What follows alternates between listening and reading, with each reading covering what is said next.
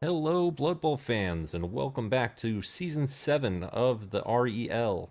I am Superfed TV, and I will be covering Divisions 1, 2, and 3.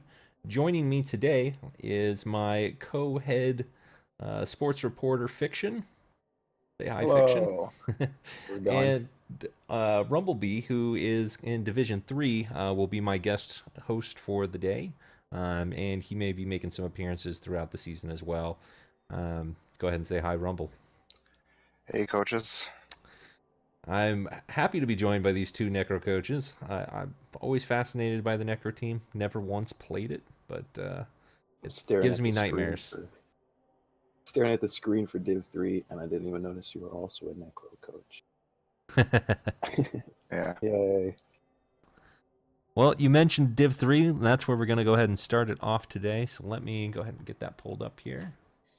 Perfect. In this episode, we're just going to go briefly over each of the teams, kind of share a few thoughts and comments, and then make some predictions with a couple of the games already played. But we'll go basically, each episode after this will be on a weekly basis where we'll talk about the previous results and any development and things like that we like. So starting in the order that I have, the first team is the Drunk or Not with Cinnabite the Curb. Let me know if you guys got that same one. Chaos going on here. 1840 Chaos, that's where they start growing their teeth and really being a pain in the ass. Stat ups everywhere. Either you guys Chaos coaches? No, I've never played Chaos. Only But an I've- open when I want to make people cry. There you go. That's what they're truly meant to do. This team's got definitely some development. Let's see. I don't like the way he's organized this, but so the Chaos Warriors at the bottom, Strength 5, that's pretty sick. Block and Mighty Blow. He's got a Killer 1 with Claw and Mighty Blow guard. And then plenty guard. Well, actually only 3 guard. I think that's kind of a minimum amount of guard. I'd like to see him get up to 5 guard pieces. Yeah. He's only got the one, I guess he has 2 tackle pieces. Mm-hmm. Doesn't really need it. The division's not very dodgy, really. But Yeah. I played him last season in Division 2, and he's more of a pound you into the ground kind of coach. Okay. Like his choice to go block Mighty Blow on that Strength 5 warrior, since he rolled Strength first, I probably would have taken Tentacles and stand firm and guard, and kind of made him a pillar. And it's odd that he's got the Tentacles on the Strength 4 one and not on the Strength 5. That to me is a little strange. I like the jump up. However, on a Chaos Warrior that's that close to level, what is that going to be, 6? It's going to be a while yet before he gets the piling on with that. And he's never going to get Claw. It's going to take him forever to get Claw. So I think that might have been better off with maybe Dodge or something, or just ignoring the double altogether. Usually your jump up Palmer on a Chaos team is going to be a Beastman, so that's a little odd. We'll see how it plays out. Yeah. Well, he's got strength up break tackle. That's kind of cool too. A lot of people. Oh yeah. Very good. And stat wise, his overall record is 8, 7, and 25. Now, granted, some of those are going to be spins and invitationals and things like that, but we can overall say that, and that's not uncommon for Chaos to lose for a couple seasons before they turn the corner. This may be the season that the Drunk or Not turns that corner. So go ahead and move on to. Oh, go ahead. Seeing his Strength 4 Beastman with break tackle brings up a question I had not even considered. Right. Does horns, if you blitz, play in to your strength? It does not. Break tackle. Okay. Yeah, I can say that. Why wouldn't he just get 2 heads then? Because you can only use break tackle once. Right. That's a good question. Anyway. Maybe he's going to do that next, and it's going to be a cage diver. Interesting. But I agree. Interesting. So let's go ahead and move on to our co-host team, Howl at the Moon, coached by Rumblebee. So I want to hear from Div 1 Necro coach's opinion, how this Div 3 Necro coach is doing for development and positionals and fun stuff. Well, so far you're on the right track. You've decided to roll strength up on one of your werewolves. It's actually my You second got strength. palm on wolf. the other ones. That's pretty good. But I mean, try to get in the legend as soon as possible, so that way you can pick up another strength. Would be ideal. 31 SPP. Closer than my wolves. Yeah. Strength up is always a good choice. Yeah, I'd even consider giving him armor for his last level if I rolled it. People really like the A movement 9 blitzy piece though would be quite good. Yeah, it would be. But realistically, yeah, I've already rolled 2 doubles on him. I'm probably just gonna end up taking pro. When I look at the rest of your First development, I just kind of feel like every other piece on this team is set up to support Rod. Am I correct in that assessment? Yeah. Okay. That's I mean, Rod got good fast, so I built the team around him. okay, yeah. Because the guards stand for whites. I mean, those are just your smaller golems, and then you've got your bigger golem that also has the same skills. Yeah. We've got different styles on the whites. I built both of mine semi-support, semi-kill. Mm-hmm. Yeah, I needed guard because my flesh golems keep dying. So I don't know what it is about flesh golems. They just want to die on necro teams. And it's the same golem that keeps dying. Like John Cusack was one of the original golems when I made the team, and then the other one died 5 times in the last like 14 games. And that just speaks to the development of flesh golems. You've had this one since the beginning of your team's creation, who's got 2 skills. It's about what you'd expect. So having to lose one to go through all that pain again is not fun. Your overall record is 12, 11, and 14. I know you had a rough last season, so I'm guessing the first season actually went pretty well for this team. Yeah. I missed playoffs by like 6 points, I think. Okay. Very good. Well, let's go ahead and move on to the next team, which is going to be not FDA approved. This is a high elf team that has the most ungodly piece known to mankind. Super Dragon 6000 is a Blodge Mighty Blow Blitzer that decided to roll strength up not once but twice, making himself a big guy high elf. How about that? Pretty good for the team he's on. Comparing it to other strength 5 pieces, he's really expensive. He's very expensive. Probably the most expensive piece in the league, if I'm guessing. Because I don't think there's any death rollers that have high levels. So we'll keep a note of that as we move forward. Is anybody beating 270,000? Seriously. But doesn't that just kind of look like a werewolf without claws? I mean, that's like we just went from one team that's built around one piece to another team that he's got a couple nice pieces, but I can tell you, claws, shave off the movement. Yeah, he's fairly werewolfish. Yeah. No regen too, so I mean a werewolf is still probably superior, but the Agi 5 piece just got leap, so that's good. I played him last season. He was able to draw me, but he's one of the elf coaches that actually fouls, which caught me by surprise when my pylon got niggled. Wow. Not even a dirty player. That's good to know. And what's cute is he actually did it with a catcher, and at the time he thought he was going to preserve the piece. Well, it looks like that's not the case. Yeah. It's missing one. Yeah. So, otherwise though, high elf team. He's only got 1 thrower. I think that's probably more standard. The sure hands blodge. No accurate though, so he probably isn't planning on playing the passing game.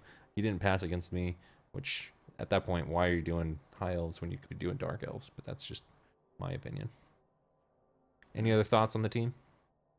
The only thing I think that these high elves would have over dark elves would be the 4 catchers. Maybe he just wants a faster team for dark elf nonsense.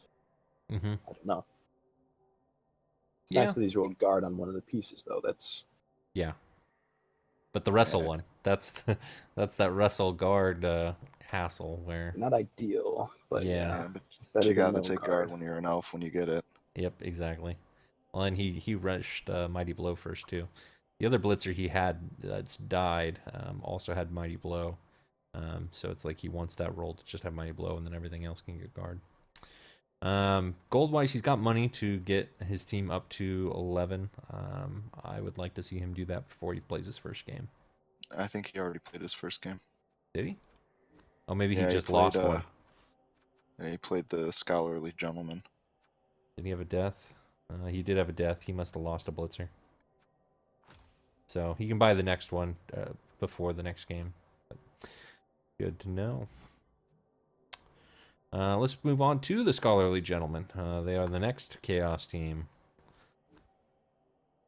I don't know if you guys have noticed, but Chaos teams have really been invading the REL lately. I think we were maxed out of them at one point. Yeah. I remember when only Sace. Well, that's not true. That's never true. But I just wanted to bring up his nasty 2000. We'll get there. We'll get there later. It's one of my nightmares. 1560 team value. This one's much trimmer than the other Chaos team. However, they have a Minotaur, which is the opposite of trim. But this one I would say is a lot more focused as well. You've got a very clear ball handler with extra arms and a strength up. However, if he does get hit, he's very susceptible to going down with no dodge or block. Same amount of guard as the other team. Not a lot of development on these Chaos Warriors, though, and that's probably where he's going to be weakest. Yeah, I'm playing him next week. I guess he probably wants to build the Chaos Warriors as roadblocks if he's going to have a Minotaur. Yeah. When you have a Minotaur, that becomes your dedicated killer by just the fact that you have to blitz with it to get it to move a lot of the time, unless you've got it parked against somebody. But he went claw first, not guard, so again, and not tentacle. So that makes me think that is just Probably, the yeah. killing piece. Dodge first on a Chaos Warrior. Thoughts? It's It's going to slow down his development, optimistic. but I mean, he's already almost at 16. Lodge, stand firm guard is pretty great. Yeah, it eventually gets to where you want it. As a Black Orc coach, I've rolled dodge on 3 of my Black Orcs for their first level and skipped it every time. I just want the holy trinity of block, mighty blow, and guard. And until I get that, I don't want to stall, because by the time they get those 3 skills, they're gonna die soon anyway. So Yeah, they're basically done. Get 3. yeah. Any more than that, you're just graced. Although the plus side is these guys are Agi 3 over my Black Orcs, so theoretically he could use the dodge skill for not just taking a little more hits. useful. Yeah. Cool. 1, 2, 3 claw pieces, but only 1 mighty blow, and that's the Minotaur. So if he wants to go this killy route, he's going to need to actually start getting mighty blow and not just claw. It's definitely interesting why he didn't give Rosling Mighty Blow before Claw.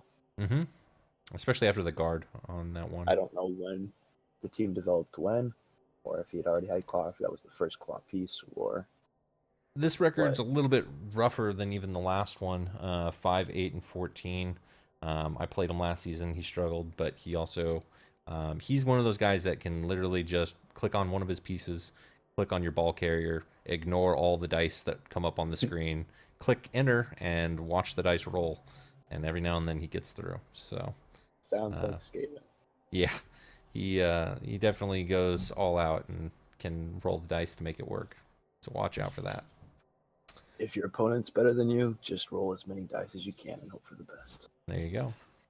Yeah. Moving on to the 3 mountains and the dwarf team, coached by Chaos Bulu, who Rumble played. Thank you for pronouncing that name for me. It's been wrong in my head. I had to work at that, honestly. Last season, it took me a couple weeks to get it right, but I eventually got there. And he's also a streamer, and he's going to be a sports reporter for the division with Gengar, and Nosedive. So, Actually signed up for the weekly reports. It's nice. yep.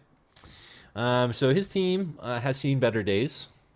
Looks like Rod delivered the rod. Yeah, it's pretty great. Only one of these was a serious one. The Blodge Blitzer here, I believe, it got niggled. Everything else Yeah. just missed next game. Right after it killed my flesh golem. Okay. It's only so- 60K in the bank, though. He's probably going to keep that. Well, and I mean, it's a niggle on an AV9 Yeah. Blodge piece. How long has Frost stayed alive? I mean, Frost is double. well, he niggled, retired. isn't it? Yeah, but he was niggled and never died. He just got retired. So Yeah. I don't think you fire this guy. That's just my I mean, take. I wish he would fire him because then I get to collect a bounty. But we were talking about it last night. He's not going to fire him. Yeah. He's just going to run it out. It makes sense. Otherwise, he's got a elf for a ball carrier, which is Very kind of nice. impressive and cool. Yeah, that The one was. thing dwarfs are missing, Agi and speed, you got on the ball carrier. Yeah, that guy was hard to deal with. Yeah, even after you got the numbers on him, he still put in work. And then he's got multiple grab. What do you guys think about that? I like grab. It's not something you want very early. Maybe getting one with grab, maybe two with grab, but I don't know. You have to decide how slowly you want your long bids to develop. Because you want to get guard first, but then Mighty Blow is usually the choice after that. And if not Mighty Blow, yeah, Stand Firm. He's got no Stand Firm. I don't know what his allergy to that is. I'll make a quick argument for why I would want Stand Firm, and that's because it allows you to get extra blocks. In the same way that Jump Up allows you to get extra blocks, when someone pushes you with the Stand Firm and you actually hold your ground, you can, turn around the next turn and block them right back. So, while Grab is nice, I think the second one is probably a bit much. Unless he's just trying to fire this guy. It's kind of the opposite of Stand Firm. It's on your drive, you want to pull people in for that instead of when they block you just block them back. Well, and I like Grab on like mummies on an undead team because you can pull somebody back and then foul them. Yeah. But on dwarves, Flesh you're not doing Golems, I like touch fouls. third or fourth. You get block, guard, and then either Mighty Blow or Grab if you want. Sure. A really nice setup for your one turn. This is one of the more winningest coaches on this division. 12, 3, and 7. And I'm pretty sure those losses were mostly in spins. I think he only had 2 losses last season. So look forward to seeing how he actually recovers the season after that loss to Rumble. Or if his dwarf team reaches its capacity. The thing with dwarves is usually they're pretty good at the lower TVs, and he's only 1350. Well, he's got all those missing games. He's probably only around 16, 1700. But once you start getting to 1800 and up, is where he starts to cap out. So we'll see if he keeps this team through the next season. He's in a league with a nasty chaos coach. So. And we just saw what the Necro Claw There's 3 of did. them in this division. Yeah, he's actually got to play the nasty yeah. chaos coach next week too. Well, good luck for not imploding. That will be. Well, at least there's 3 pieces that won't be killed. So. Yeah. Can rebuild. Yep. Moving on to The Secret of My Success, coached by Rusty Seabutter, who is another sports reporter. A lot of sports reporters in this division, actually. REL 3 stepping up. Yep. And I'll talk a little bit about the orcs here, but I'll also get you in. Got a movement up thrower, which is, I guess, what they consider the minimum standard for a decent thrower. Couple Blodge blitzers, which I kind of gave him a little grief for, although I did take Blodge first on my first blitzer, but it adds a lot of team value early on to have these stat ups and doubles on so many pieces. And he's also got the Pro Goblin, which is kind of his one-turn threat, but even at best, his one-turn threat is like a 15% play. So I'm not super keen on that. But the black orcs have been developing well. Even niggled block guard black orc is still a good thing to have, especially at these early or mid-range TV games. What are your thoughts on the Frenzy Blitzer? I great. like Frenzy Blitzers. Especially if you want to surf, you need to have frenzy. Yeah, when I play orcs, I usually build a killer blitzer, 2 support blitzers, and then I try to have a surfing blitzer. Yep. Just to kind of round out and make them a little more versatile. We'll get to my team, and I'll tell you that's kind of the goal as well for myself. But yeah, I think orcs have a lot of variety. However, there's really only one clear optimal path, and most tend to go down that path. Do you guys like the goblin, or is it getting close to the point where he should get rid of it? My personal opinion is once you reach 1600 TV, the goblins go away. Yeah, personally, I don't use trolls or goblins for my orc teams. Mm-hmm. I feel like he should have enough of pieces of skills and development that he shouldn't need to have to rely on that slim chance one turn play. He should be able to win the game Without it, right? Regular. Yeah, it gives you an extra option. There's another orc coach that we're going to talk about that has a goblin that is going to rely on that in a much tougher division. So we'll see how that plays out this season for sure. A couple different ways. And I'll talk about the troll later on too. I did experiment with a build I found on orcs where you give your thrower like dump off, and then you just have a goblin trail around with like dive and catch. Yeah. And then they never get the ball. It's weird. It was fun, but not optimal. Exactly. Yeah. And orc linemen are just so darn good that, to have non-orc lineman pieces other than black orcs and blitzers is generally just not optimal. Yeah. I really don't like that he only has one guard too. That is what the cost was of him going with these dodges early. Yeah. And so when he goes up against the dwarf team, they're just going to completely outguard him. Right. He can still use his strength on like a matchup against the lizardman team, but he needs to get guard on those other blitzers as soon as possible. Yeah. And I would probably ditch the thrower. It's kind of bloaty seeing as he is that AG4 blitzer. He can just carry with his, his blodge dark elf. Yeah, I like the sure hands. I'm just really not that opposed to the thrower. I think they're fine. You don't usually get hit, or you don't let them get hit if you're playing with them correctly. And you just use them as a safety. That's why mine has tackle. But yeah, I'm not opposed to it. At the same time, an Agi 4 ball carrier with blodge, that's pretty great.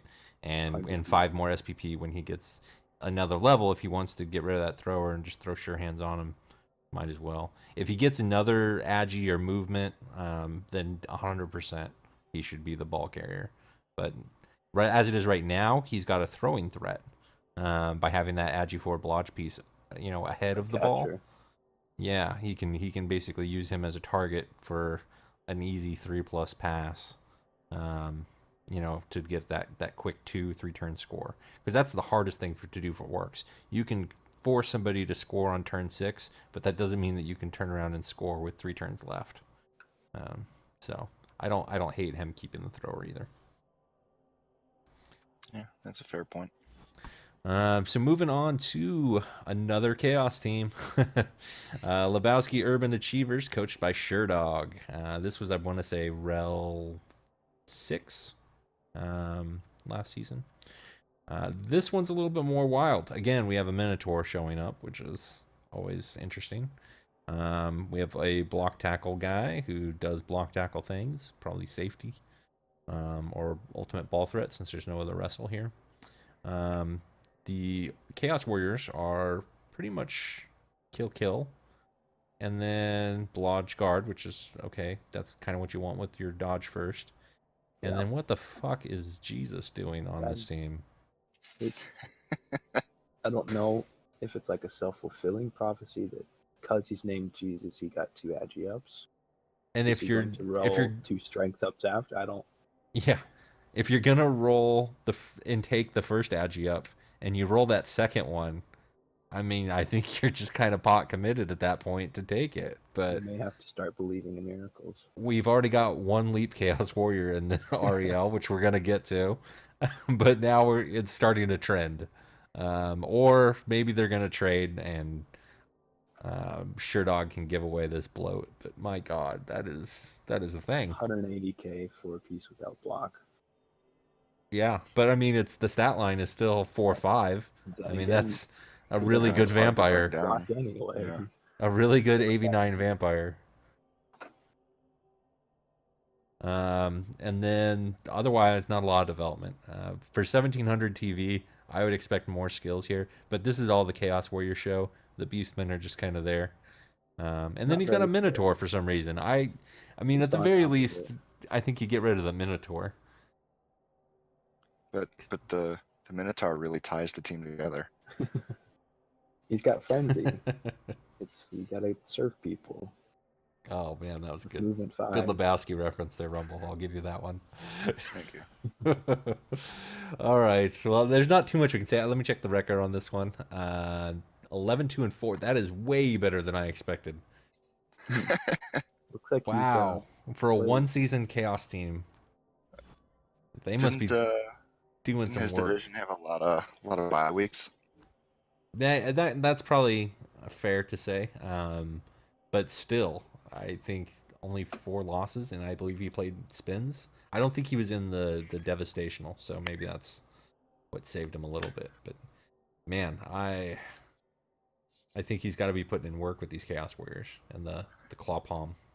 Yeah, I'm surprised they're so leveled, and his Beastmen aren't. Yeah. And he's probably not rolling that many 1 and 9s, so I mean, if you roll good, that can happen. Moving on to Kalisti Maya and the Okay. Lords of Decay. It's another sports reporter. Yes, it is. Now, the Skaven team.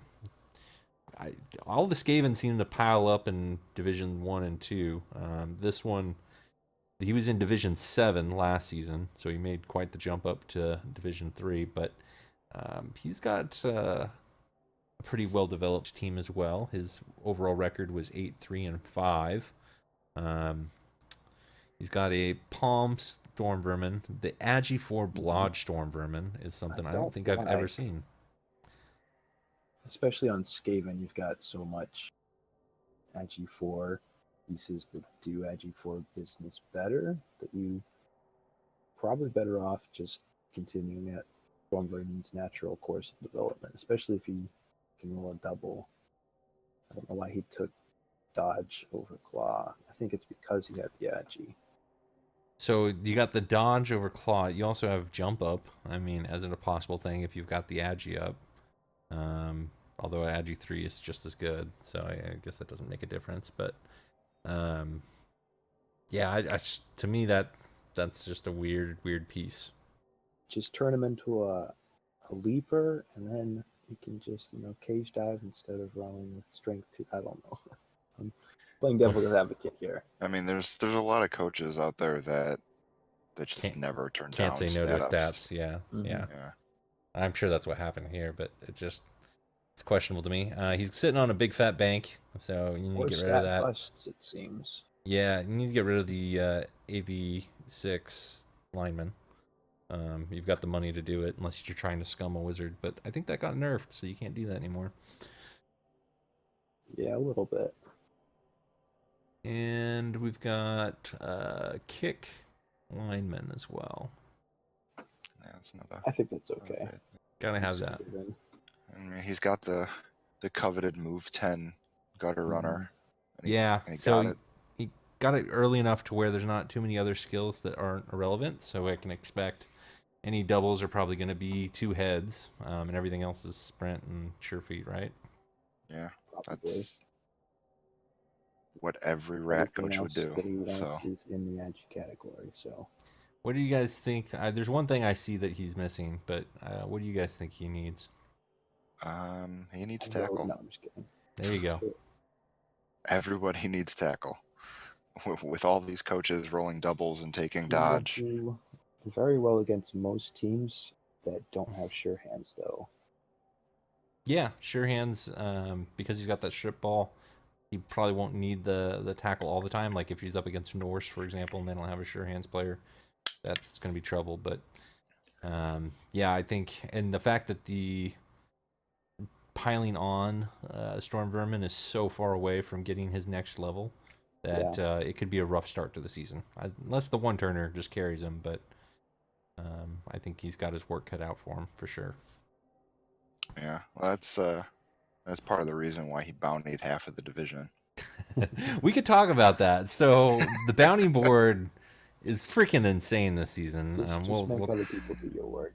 We'll talk about in depth some of the bounties, but yeah, this coach in particular has bountied every other coach. Well, he says he's going to bounty every other coach, and not just little bounties. He's talking $5 or $10 on Steam, depending on the value of the piece, for every coach except the coach that he plays week 1. So we're talking hundreds of dollars in bounties. That's crazy. Yeah. If you're going to go that route, you may as well put a bounty on every sure hands piece. He should. I wonder if he did that. Yeah. He says he's... Oh, go ahead. He said he went through and he just picked out everybody's good pieces except for their best piece. Yeah. He doesn't want to kill somebody's best piece. So everything below your best piece is bountied, which is pretty funny. Pretty much. Yeah. Yeah. All right, let's move on to the Skinky Island boys, and they made the playoffs. They were the Division 5 winner. And this is a Lizardman team coached by Wave. We still went back and forth on the pronunciation of that, or it's Waive, depending on how you want to say it. Team value of 1530. It's a Lizardman team after one season. Development on Source. The Saurus are doing stuff, and the Skinks aren't too bloaty. Skinks are good pieces for what Skinks do. Mm-hmm. Got Agi and movement. One Blodge. Rumble and I talked briefly before the show about this. Bloxigor, I just noticed. It's nice. Yeah, the Bloxigor, although he's got an AV bust. Probably why he's keeping him though, because he's got block. But he doesn't have to worry about Gengar fouling him, so that's one plus. I don't know if you remember.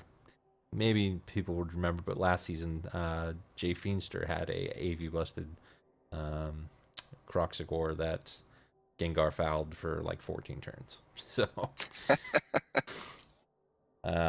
yeah, we'll see if that comes into play again. But the movement up Skink, I personally think should have gone Sure Feet and Sprint, or Sprint and then Sure Feet and then Sidestep. To make it a better one-turner. But Sidestep does help.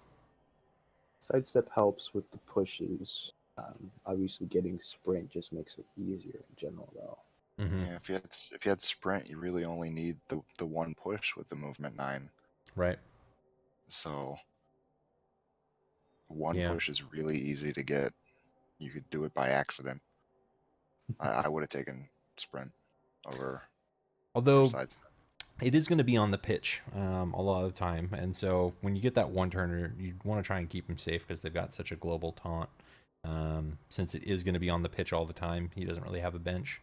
That is a decent enough reason, maybe, why he went with Sidestep first, and that's just to kind of keep him out of trouble as best he can. Yeah, maybe. Saurus development-wise, a couple Mighty Blows before blocks, which is not common, but not bad. And then a break tackle. So far. Yeah, I'm okay with 1 or 2 Mighty Blows before blocks. Yeah. Kinda and then speed up their development a little bit. Nox is the Saurus that just can't stay alive. It's already died twice, and this team has only played, 17, 20, 22 games. So, yeah, I feel bad for that Saurus, but it seems like every Lizardman coach has that problem where you've got one Saurus that just keeps dying over and over again. Yeah. Cool. Need some guard. Yeah, guard is probably next after block, I would think. He's got the one threat, basically the safety with that break tackle. Yeah.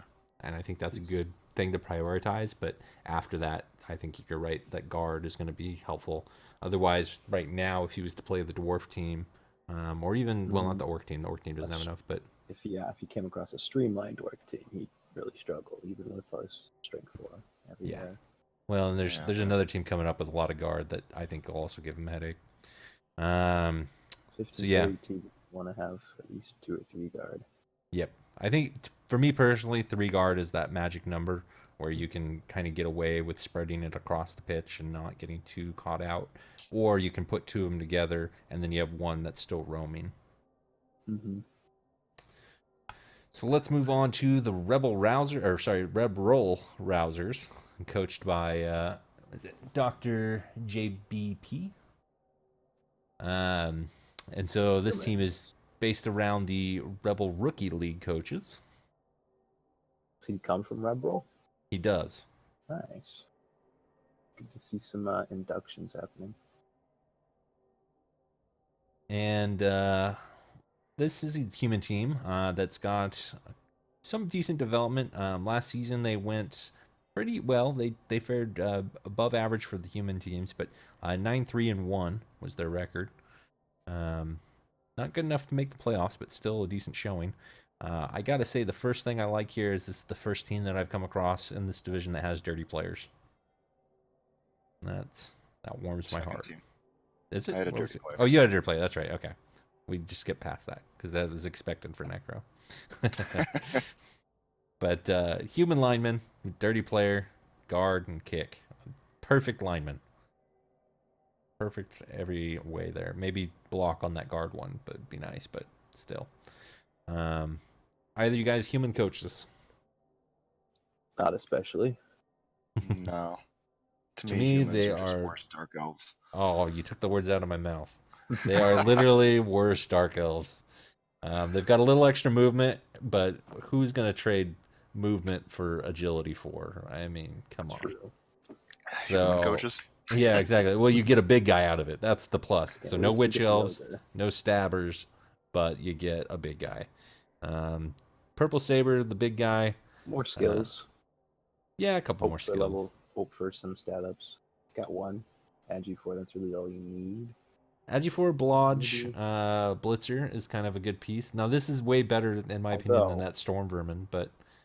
There is one thing humans have that's much better than what Dark Elves, and that's Strength access. Yeah. Yeah, and he doesn't have Palm yet, but he is getting some guard, and that's good. And a couple, a Blodge guard piece, that's helpful. The Lich That Lies. I like that Squiggy is a strong arm thrower. Yeah, Tribute to the elf there. You think he takes leader when he levels up? That's another fitting one for Squiggy, I think. Personally, I would probably go the accuracy second, just because you've already got, or third, I guess it would be, since you've already got strong arm, and now you've got like a legitimate throwing threat that they have to worry about. Mm-hmm. Yeah. Accurate and maybe safe throw. I think a lot of coaches are just always nervous about offense more than defense. You initially build after defense, but offense gets a little tricky at certain TVs, and just to have the threat of being able to reliably throw it downfield. And he's got high movement with being humans, and then he's got a movement up catcher too. So just having the option it's similar to why Wizards and Frenzy's good. Just having it there means they have to play differently. Yeah, if they're good. Like diving tackle, it never works when they don't know it's there. True. Just roll 4s and 5s, easy. Yep. Very good. Any other thoughts on this team, guys? And I think this team's going to do really well. Almost 1 turn catcher. It's pretty good. Yeah, with the statistics that they had last season, I think it's fair to assume that they're gonna top end it, even though they're gonna be up against some very, very good teams. All right, so let's go ahead and move over to Dimension C137, who is coached by Tommy Too Tall. This is an undead team that's going to be playing the Lizards. The only time this team lost was when they played the Lizards week 1 of last season, when they didn't have any of these skills. And they're playing the Lizards again, but now this team looks terrifying, and I worry for Wave's chances. What do you guys think of that matchup? We were just talking about his lack of guard, and now looking at this guy with excessive guard. That's going to be a big Spell factor. out well, yeah. Yeah. The other thing is these whites just look like they are built to kill skinks. I don't know how Wave is going to protect those one-turners, but Sidestep is not going to cut it. No. And the mummies deserve their own discussion. A Blodge mummy for your first 2 levels up, you get double. That's pretty freaking lucky.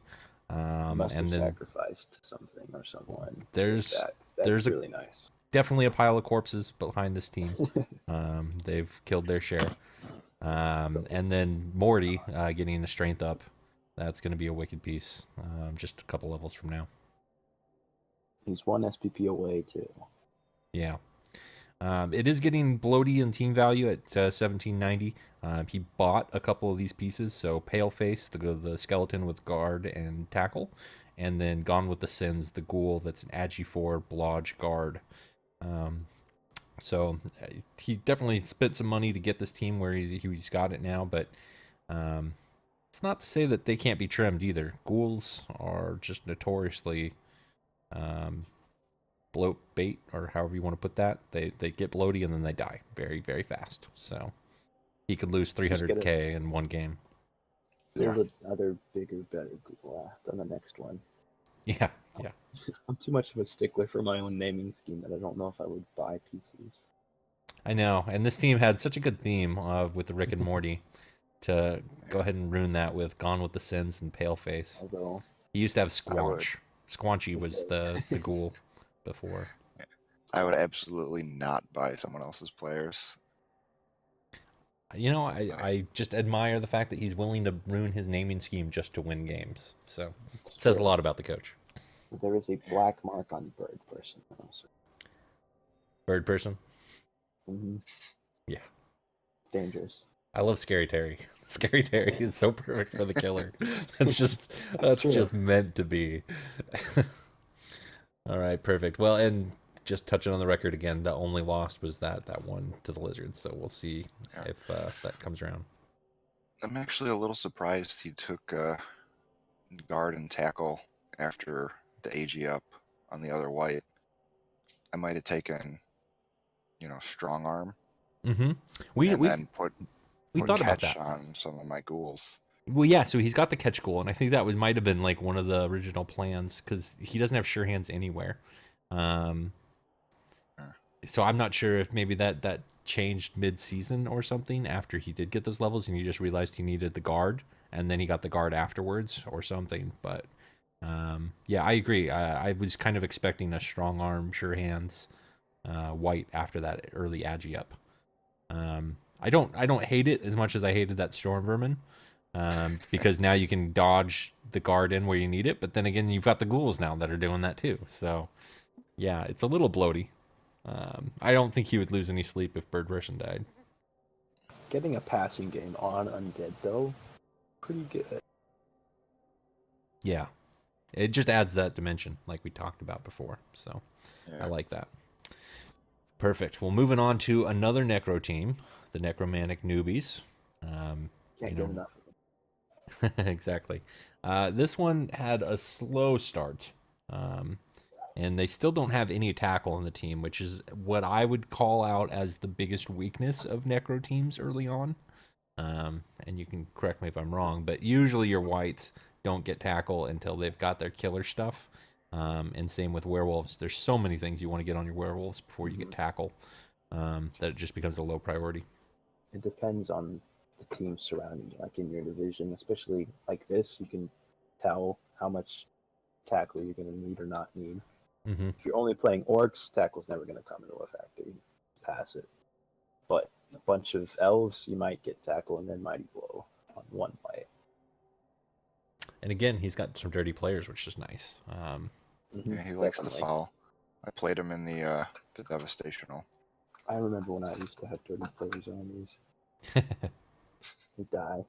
He does have the reincarnation of hindered dejection.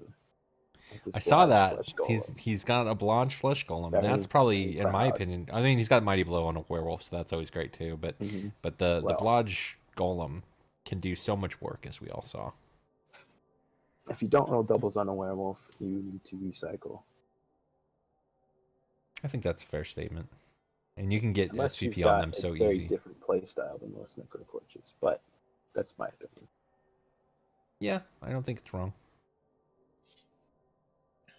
Anything else to say on the team? I mean, it's low development, so he's just only got nowhere to go but up. He's going to be getting On a- inducements.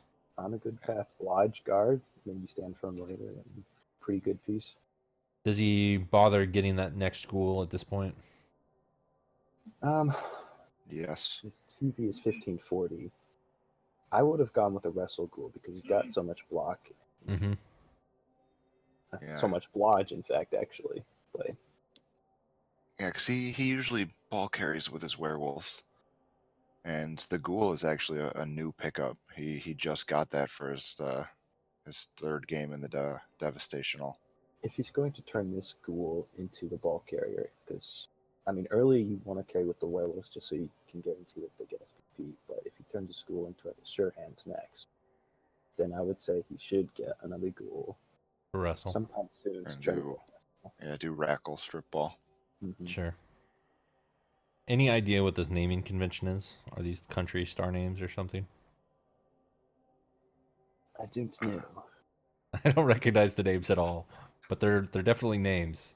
It's probably something sports related, and I am Okay, maybe that. unaware. Maybe that. I don't know. I was going country band, but that could be it too. Yeah, I don't know. Fair enough. All right, let's move on to the elf team, and I feel like this is the In first time we've Discord said. somewhere, and we'll tell Yeah. us. We'll message him. I feel like this is the first time we have elves in this division. I think it is. Please don't murder me. Please don't That's the murder second me. elf team. It's The a first good one was name for not FDA elves. approved. That's right, not FDA approved. You're right. Thanks for reminding me. So this Good team, naming scheme for elves in this kind of bashy claw environment. yeah, and he's got a little bit of mighty blow, which is good. The Agi 5 Nerves of Steel catcher gonna have a big bullseye on his head, and it's gonna be a while till he gets Blodge. So I'm a little nervous for however you want to say that guy's name's life. The guard that's AV busted is probably also a big target. So I feel like this Yeah. guy's just he's fresh meat for this division. Guard on elves is nice. AV7 on guard is not nice. Yeah, he's not going to last very long. I worry. I mean, he's probably going to get a couple wins, just by the nature of being an elf and not rolling ones sometimes. But It's a little short term. yeah, I'm very nervous for the longevity of Luke Same's, or is it Luke Santa? Luke Same? Luke Sama. Luke Sama's team here. The catcher seems lucky, unlucky, because it's like Mhm. rolled Nerves of Steel. It's like, nice, I'll get block or dodge next. And then he rolls the Agi, and it's kind of a bait. It's like, well, it's lucky, but I would probably have skipped again, the Agi. another level delays. Like, the reason I would skip the Agi is if you've already got Nerves of Steel, then the tackle zones when you catch the ball are moot, and the only reason you really want the Agi up on the catcher is, I mean, it negates tackle zone, Dodge but out, yeah. you can dodge out, or leap would be the next thing. But by the time he's getting Right. leap, I mean, that is so many They'll games probably away have from the now. legend to have to get leap. Yeah, that's what I mean. So I just and then what's he gonna do? Because he's still not gonna have tackle at that point. So Yeah. it's really, I think, just doubling down on a bad thing when you go Nerves of Steel into the Agi up. If it was Agi up first, you just skip the Nerves of Steel. Right. You have to be specific about what roles you want a player to be and keep in mind their path. Yep. Right. Picking Nervous Steel, it sounds like he's a receiver for someone else to go and pick up the ball, get it to him, Yep.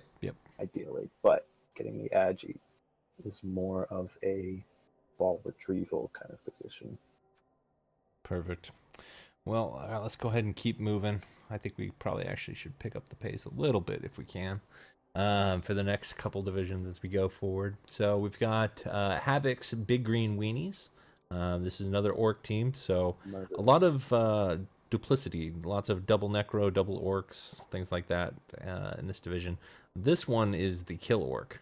Somebody's been watching a little bit too much of Papa Nasty.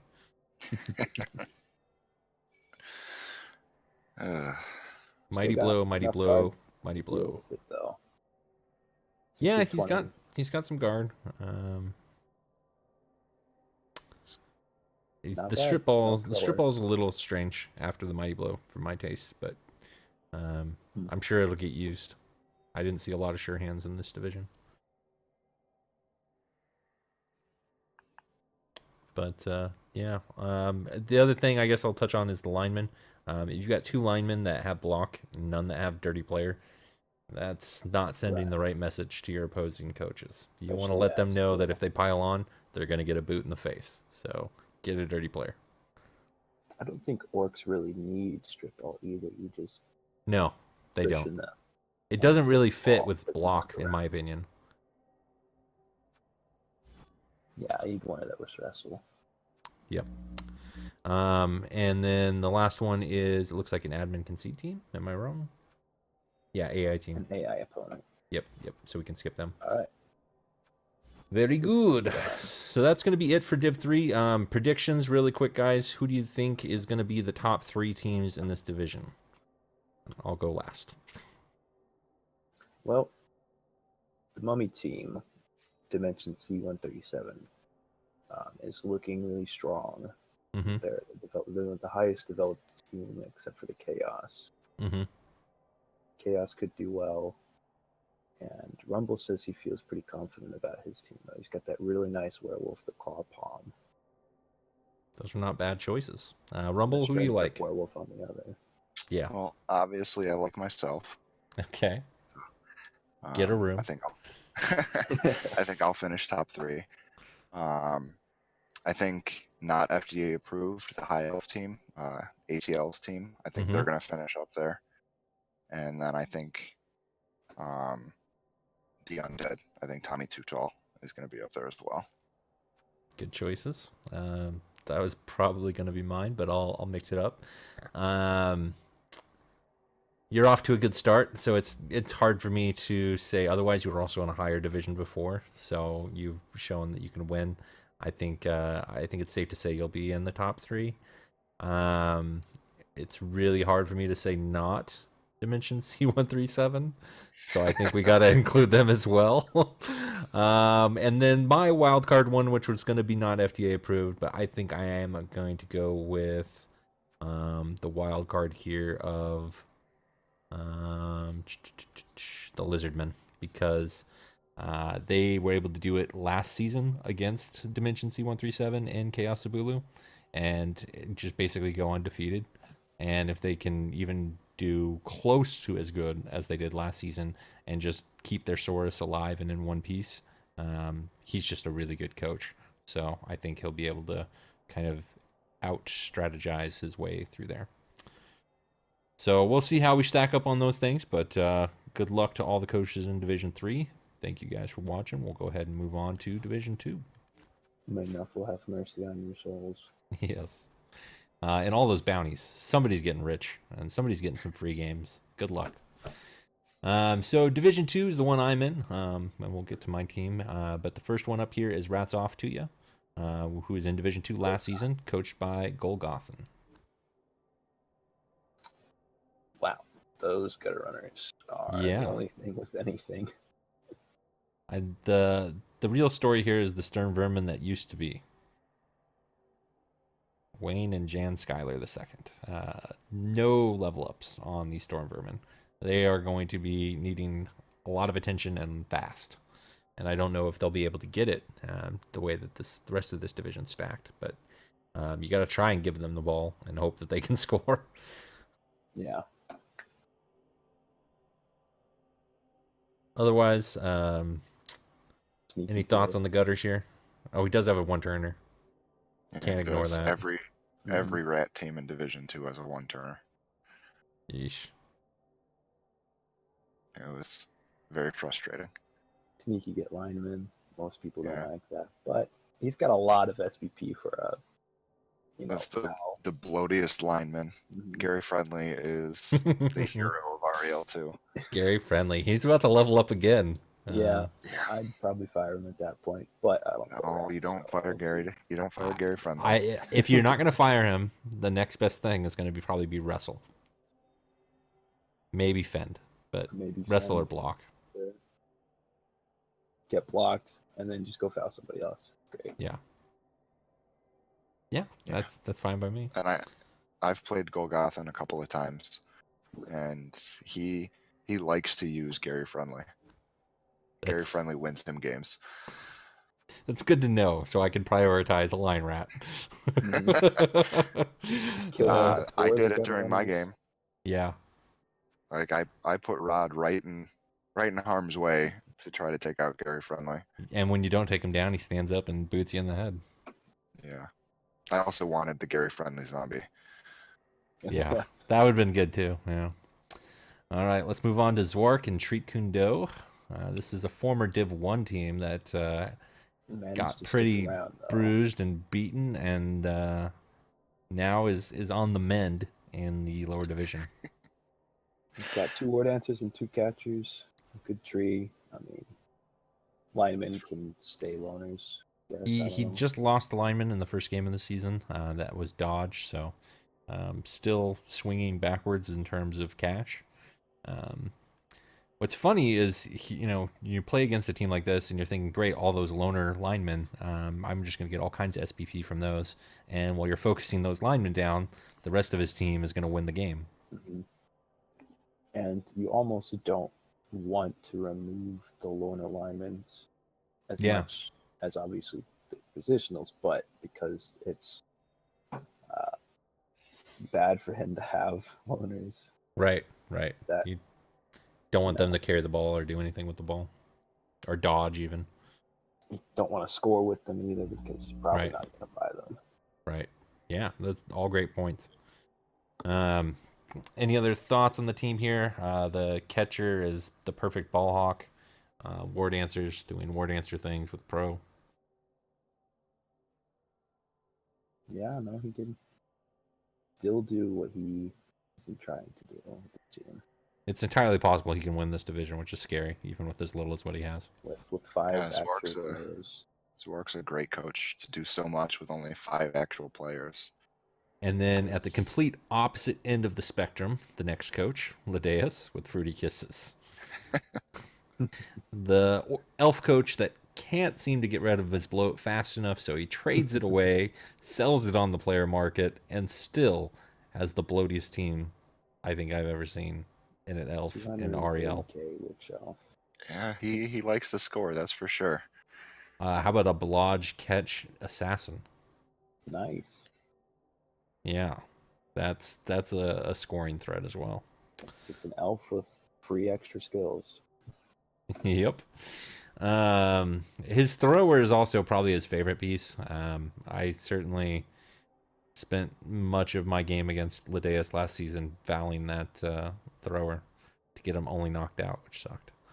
But I was definitely going for the jugular there. It That's looks why like his thrower's gone. No, Seems it's, like it's the this- runner, sorry. His runner is okay. the thrower. That doesn't have block, but has, 6 skills? teams like this are what makes me want to make a pass block Kislev team. He passes. He definitely passes. He takes pride in it. He scored, I think, more touchdowns than anybody else in all of REBBL last season as well. So, or Yeah. top 3, I think.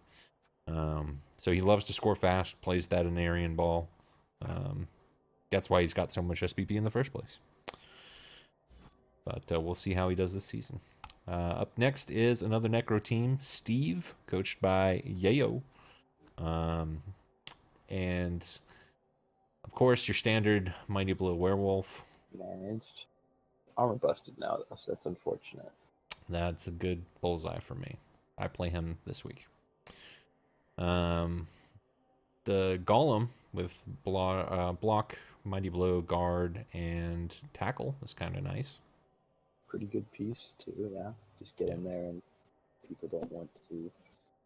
We'll die help it's with nice these when you're- elves. It's nice when your Yeah. golems don't die. Mm-hmm. I wouldn't know anything about that though. Yeah, neither of you. And then a couple wrestle zombies. Only one dirty player, which is unfortunately kick dirty player guard. Yeah. Nice to have more guard, but I don't know. Kind of I hoping Mesa over here gets dirty player. I think your third skill on the zombie, if it's guard, means that you need to get rid of him. But guard's still Personally, nice. I think a third skill on a Oh, zombie no. means insta fire anyways. That's what I'm saying. Yeah. Play Even devil's with No the matter short. what advocate it is. for a second. Guard and dirty player kind of synergize. If you can mark somebody marking you, you just go stand there. You provide a guard and you're fouling. You get sent off. I mean, it's bad no matter what kind of piece you got, but if you don't get sent off, then you're still providing guard. It's fair. Yeah, it's fair. I don't think any of us will think it's optimal though. No. And then you got the Crypt Keeper, who still doesn't have block, which is like standard ghoul level up number 1. I would have skipped the movement. Yeah, but he's a vanity path away from block, so It's true. He's gonna die I'll next play game. one more game and Yeah, he'll be he- fine. One game away from retirement. He's not making it through next game. I'm going for the Crypt Keeper. we'll see if I get him, but I'm going for him. Moving on to Leafy Mustard, coached by Grazoot, who's another great coach. Yeah, I played him last season in my division, last game of the season. He got an early lead in the division, but ended up struggling later on in the season. And so he sold some really bloaty skinks, including an Agi 5 skink. So now he's going to have a very different playstyle this season. It's got the Bloodleaf skink. Well along one turn. Yeah. I This like is- that. Yeah, this is how you build your one-turn skink for sure. Forget the sidestep. That'll be your next skill. And then he's got the Blodge Diving Tackle skink, which is also very helpful. But at this point, I think it's past bloaty. But you keep it because it's the only block skink. And I would have liked jump up instead of sprint there. Just personal choice. The Saurus, though, are looking pretty good. A couple Blodge Guard, Bloxagore, and a very, very, very skilled Saurus called Even More Beer. I don't know why he went with strip ball though. That's interesting. And I believe this is a graduated rookie team, if I'm not wrong. no, I think you're wrong. I played Okay. Zoot Okay. on my first season. There you go. Okay. So then, would you know why the strip ball exists? No, the first season I played, we didn't really do recaps. Okay. I'm still curious about it. I was curious about it all last I mean, season. To be I can fair, ask him. I mean, Grizoot and I fair, you have an can't open really- dialogue because we keep jumping divisions. Like my first season, I stayed in 3. He went up to 2, and then the next season he dropped to 3, and I jumped to 2, and then this season I dropped to 3, and he jumped to 2. Nice. So we're never gonna get a rematch. I guess to be fair, you can't really get strip ball on a skink because you have so many other things you do with the double. Well, But I don't know. yeah. Yeah, we'll get back to that strip ball thought. And a goblin in the future. Maybe he uses it for cage diving. It's got break tackle. Yeah, that's true. With break tackle, it's not a bad cage dive. Not a good one, but not a terrible one. Let's move on to Wedge with the Mainland Rotters, the team that actually does haunt my dreams. 2 strength up Nurgle warriors that are just so close to getting tentacles and ruining every elf's day. I feel like I played the clone of this team champs point. It's terrifying. He's got a claw palmer. Thankfully, he got a movement bust, so somebody put the boot to his face. But that's still not going to save you very much. Only a movement bust. Yeah, it needs to be niggled before it's really, Mm-hmm. really safe.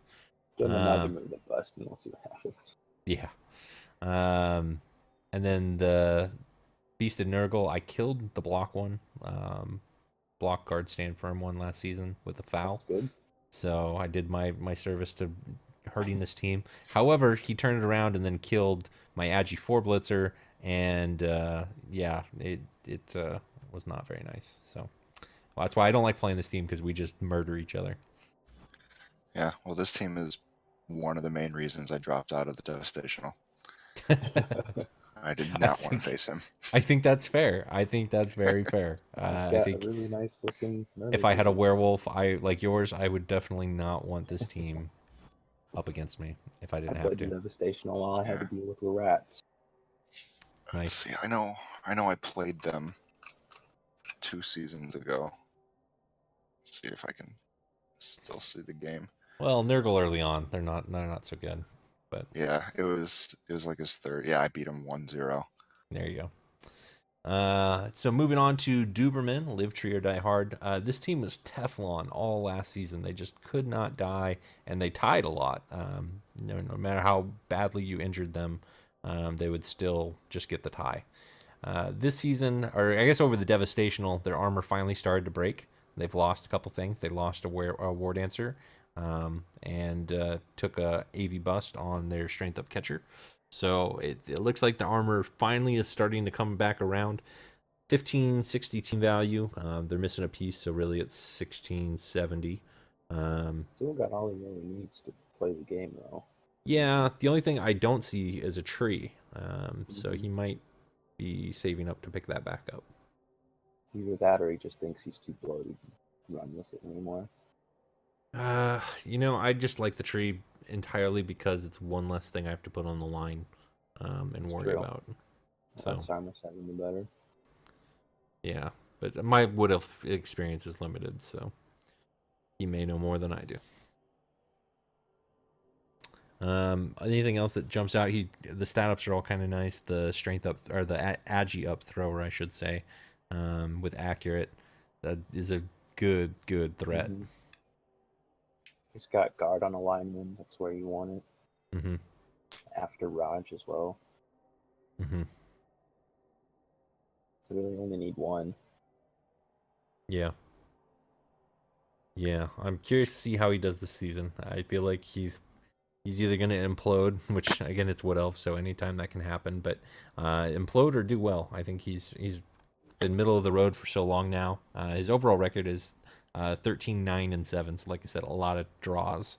I feel like he's due to kind of bust out one way or the other. Up next is everybody's favorite Chaos team, at least to play against.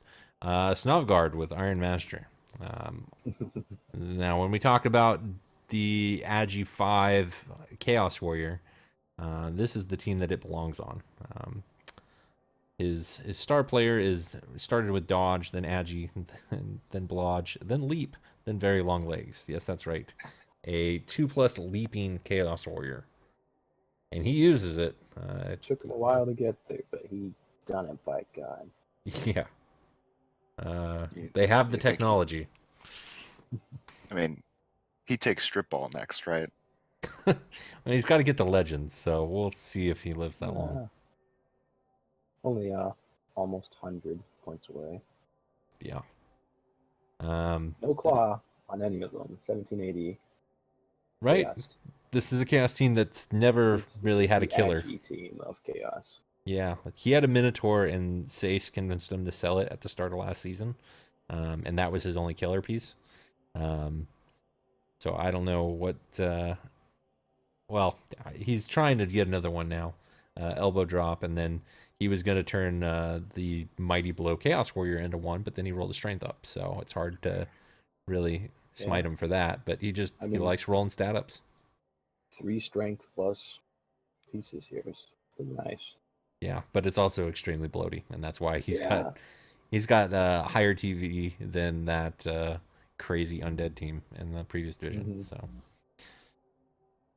we shall see. The dirty player Kick Chaos or Beastman he picked up in the player market. I'm surprised he did that, but Kick is nice, so can't really fault him for it since you don't have claw. Mm-hmm.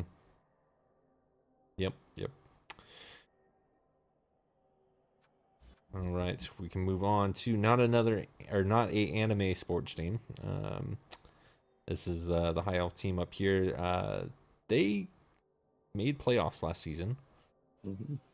Yeah, Got a little- both of Arch's seasons in That's true. I in the forgot he REBBL, made them he's previously. playoffs. That's right. Still doing well for himself. Yeah, I would definitely say he's a good coach. Being able to consistently get up there and get the wins. His piece that he has that I'm very envious of is that Agi 5 leap guard. Mm-hmm. It just allows him to do some crazy stuff. Now, it took a movement bust, so it's not as useful, but it's still a good piece. And when he can get the guard wherever he wants it, he uses He'll it. get him in there, but then he won't get him out because he doesn't have block or dodge. Yeah. He's going Risky, down. but you only need one turn to steal the ball and score if you're set up for it. Yeah, You can't take a hit if you're not on the line of scrimmage. exactly. Well, and you can put him literally wherever you want. So you can angle Mhm. him on the piece that you're going to punch and then get pushed out even. And It's true. It's a nice he- chain pushes. Keep you he safe. now has a catcher movement 8 with Frenzy. So he's got a little werewolf action going. When you combine with the leap, you can actually surf with that combo. And that's even Mhm. scarier. It's one of the fun things about Kislev. Mm-hmm. You can surf from unimagined angle. Yeah. I'm curious if he keeps going down the leap road and tries to get it on a couple more pieces. And now that he's got the second Agi 5 piece, I almost expect it. Yeah, this is probably why I don't play elves. I would leap on everything and just leap all the time. I mean, it's good. That's why you should play Kislev. It can work out. And it's my team, Brazzers. I just about gave up on the team last season. I had 5 deaths. It just decimated my blitzers and black orcs, and my troll died as well. And it was a good troll, but we were able to enter the Devastational and kicked some serious butt. Schleiss's team is no longer the same, and got a lot of SPP. I didn't get all my black orcs leveled up, but I do have another Close. killer now, and I'm very close to getting the next one. Just need an MVP. So I think it's still in decent shape. It's looking good. The Agi plus Blitzer is going to get probably the most attention. If somebody was playing Fantasy League and they wanted to pick one of my players, I'd probably pick that one. We mentioned before the Frenzy Blitzer. I picked this up. This was my least developed Blitzer last season, and I'm so happy I went this route. I actually basically stole it from Pete over in the Big O. Good orc coach, and the Frenzy Juggernaut combo just right off the bat without So even good. Mighty Blow. It was really Way good. undervalued. It is. It so opens good. up serfs and all kinds of stuff. You see all these wrestle elves, and now having Juggernaut there, and now that it's been fixed in the bugs with Mighty Blow, They it's just a get hurt very instead. reliable hit. I probably would have gone Stand Firm before Mighty Blow because Mm-hmm. if you're doing serfs, you're doing a blitz. Sometimes you don't want to do GFIs to run back. Just stay safe with Stand Firm. Not many people pick up Juggernaut. I really evaluated that and thought about that, and it just, to me, the only problem was it would take me too long to get to the next level. That's true. And I really Yeah, feel right like there I at some need more point. tackle at this point since I lost all my tackle pieces last season. So I'm hoping to get that tackle next and then stand firm as a whatever is level 5 or level 6 level up. And I am going to be getting stand firm on my black orcs. So to me, I'll have 3 stand firm pieces, which is all kind of need. I definitely get the surf threat, but for me, I'll just risk the GFI at that point after I make Then the blitz. again, you get Stand Firm and that's it. That's your 3 surfing skills that you need. That's it. True. It's on my mind, but I made the conscious choice to go with the leveling over the because when you surf, you don't get SPP from that anyway, so Right. it just But takes to talk forever. about this thrower, we can see why you don't get rid of it. Yeah, Riley Reed is a treasure. Fly and strength. It's my first stat up on this team and just dominated. The only thing I really regret is the tackle. Yeah. My thought process at the time was that this is a piece I'm always going to keep behind the line of scrimmage. I'm never going to put her up front. and she's going to be the safety. And it worked out against Stouticus's Wood Elves. I was able to use the tackle to take down a War Dancer that was going to score and save me a game. However, it's cost me 3 games because I did not get kickoff return. And by not getting kickoff return, the lack of movement has really screwed me. And it honestly cost me the playoffs last season, or a chance to go to the playoffs. So, and like you said earlier, if you have 3 turns, even then it's still Yep. hard to score. But but I'm 3 it's a SPP lot away. easier. 3 SPP away from kickoff return, and that should make my life a little bit easier. 1 game away from retirement, and he died. Ugh, don't even say that. Riley, I love you. If you're out there, Riley. And then Mia Makova is also a great piece. Although she just keeps hogging SPP now that she reached level 6, and I don't want her to level up anymore. But yeah, it is what it is. MVPs and I have to blitz with her too sometimes, so she'll get injuries, and I'll be mad that it wasn't another blitzer. But yeah, that's enough on my team. Ace Trucking Company, coached by Quicks 96. The Chorf team, the first Chorf team to make it up here. Hey. His Bull Centaurs had a rough go of last season. They didn't get them a lot of development, and I believe there were a couple replacements in here as well. Yeah, both got blocked, though. That helps a lot, and he's pretty close to getting them both to the next level. So yeah, that and would be then terrible. For those of you that believe in naming characters, having Manifest Destiny and Blood Bowl, Quattro is here to convince you that that is true. His first level up roll was 4/4 after he named him Quattro, and he got Tail, which is just mind-boggling. Yeah, I don't get why that. But okay. Yeah, everybody wanted Claw. And then he rolled Strength up to make his stat line Quattro. 4 movement and 4 strength. So that's a little bit of Manifest Destiny there. History, Blood Bowl. Yeah. The Claw Palmer is deadly and does stuff. And that's kind of why this team's been as successful as it has. He's played the removal game and done very well. He's got plenty of guard. And then he actually does reliably use the Hobgoblins to carry. But Hobgoblins die, as has already happened. So Well, then we need one still, sure hands, and the other one gets dirty player, and then they've done their job. Yep. So I'm hoping to see him use his Bull Centaurs a little bit better this season. Hopefully they stay alive if he's lucky. But yeah, that's Ace Trucking Company. Any other thoughts on the Chorfs? The only choice I've known about in this team, I haven't looked over Div 1 yet either, though. Yeah. And then we've got Gengar with Iron Madden. This is the lowest TV team, I believe, in the division, but they already played a game, so they did get a... is that Strength up new? I don't think that's new. He's But he did get a couple levels. now, so it's a little rare. Yeah, I want to say it was like 1,500 just last game, but maybe he's missing something. Or he I bought think he another leveled piece. up. He leveled up twice. I think. I don't know. Very nice looking Something's glitch off, rock. but I'm actually happy to see his team value up here. I did not want to give him a bunch of inducements to get bribes and chainsaws. Oh yeah, 3 dirty players. Yeah, 3 dirty players, one of which has a sneaky get. Mm-hmm. And he just fouls every turn. His like devastational the games are runners just really well. scary. So Even with rerolls, I like getting. if you like, the throw raw. yeah, exactly. Well, and just rerolls. the Tomb Not Guardians, just eat your rerolls anyway, and he burns them quickly. So why he does rolled that? 1 strength and no block. Mm-hmm. Yeah.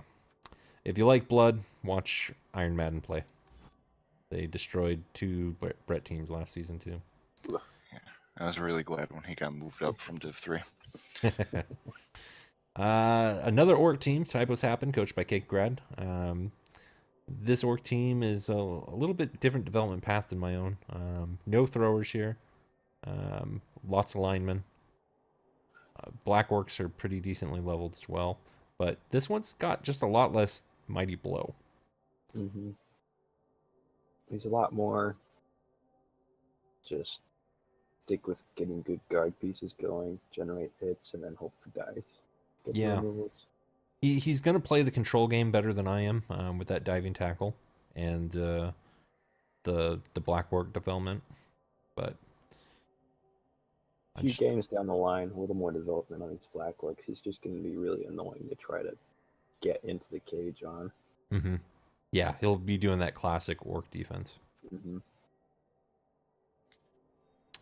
Perfect. Well, got a and nice I ball like the carrier. naming scheme's Yeah, really funny too. the naming It's scheme's so great. funny. I like that. Typos happen. That's good.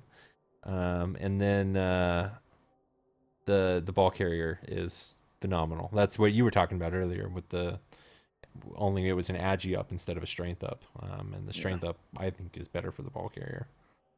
I'll take both. I mean, 1 and 9 is still pretty good on the pickup. Exactly.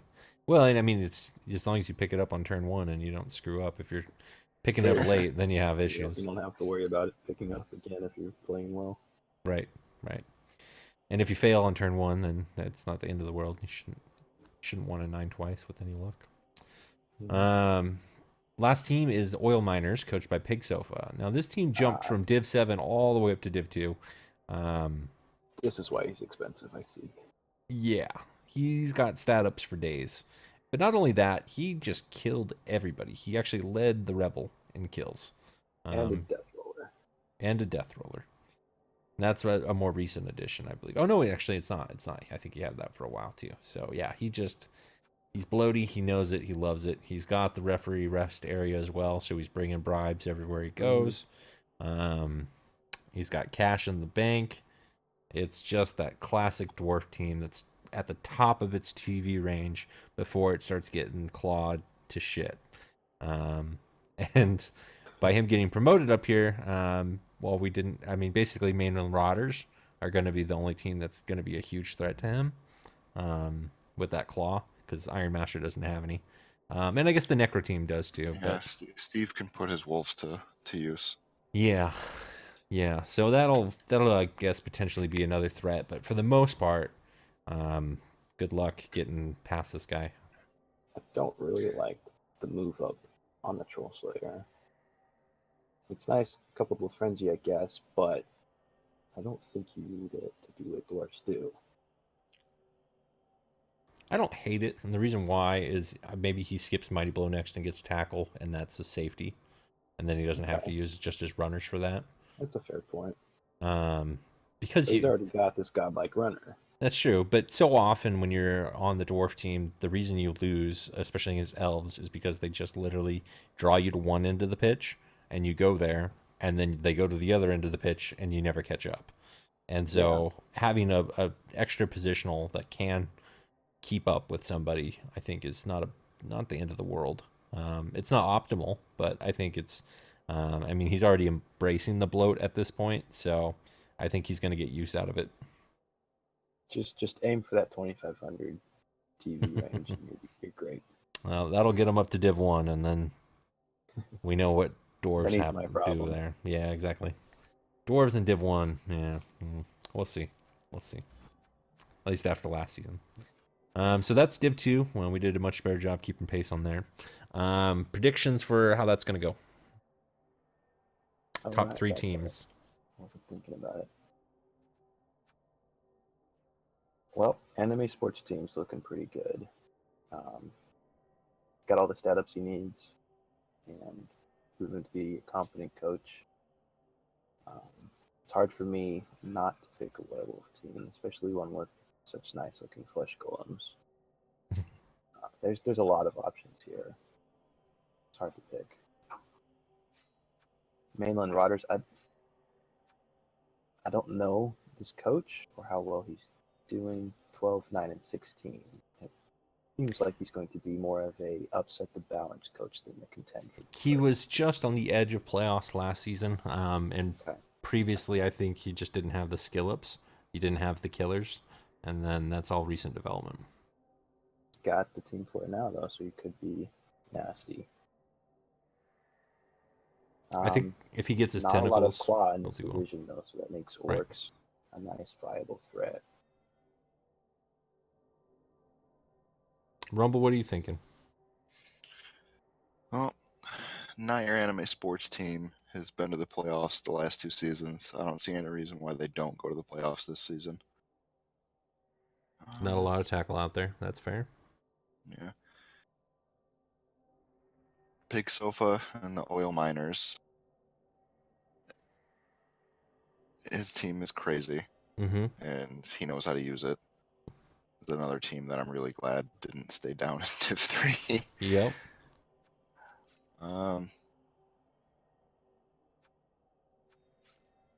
And I kind of like the Wood Elf team. I like Duberman's team. There you go. And they were also just on the edge. Basically, me, Duberman, and Mainland Rotters were one game back from Archer's spot. So, yeah, that's all fair. Those are all very competitive coaches.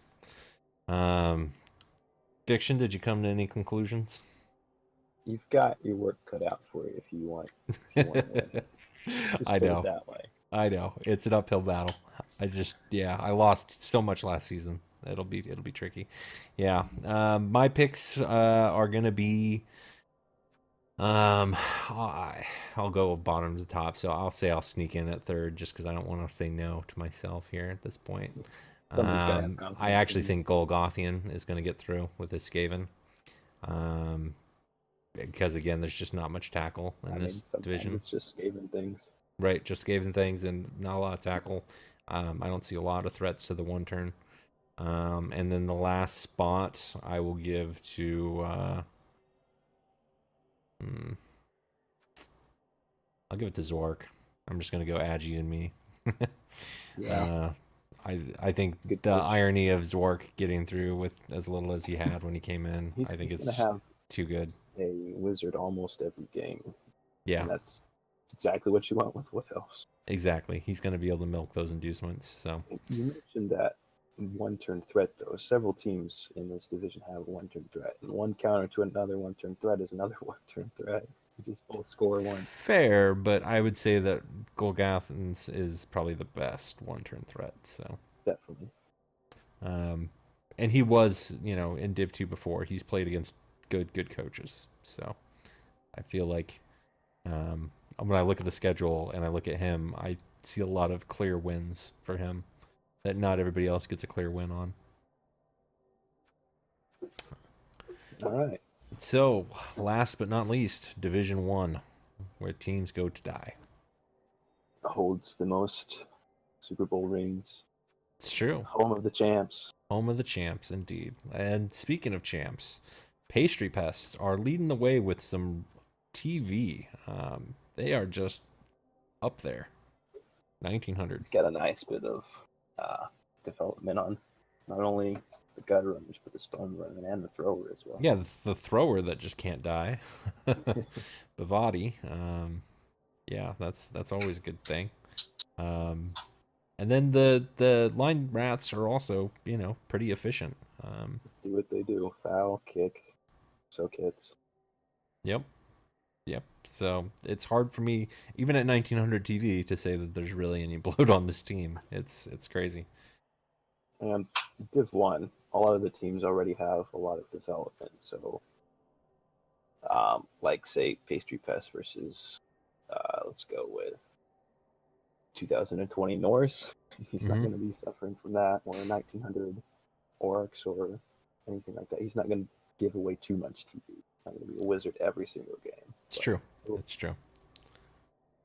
So, Lumi, the ex-champ. And he got so close this season too. I mean, he's going to always be near the top, it seems like. Up It was next, a really good game. Yeah, it was. It 2 was. seasons ago. It was me and him. He knocked me out of the playoffs. Not this champs, or not this Super Bowl, but the last one. It was a really good game. That's true. It's You always were on fun a to streak play at in. that point. Yeah. Up next, we got Men in Tights, coached by Slightly Bent, Wood Elf team. This one's managed to keep it together. Got a fair number of pieces here. Glue holding strong. Mm-hmm. And a nice tree with block. Love that. Block grab. Nice.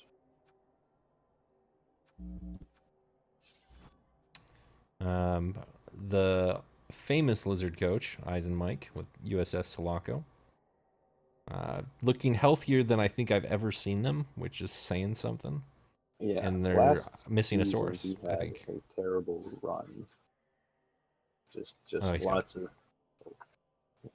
pieces getting benched or fired or dead.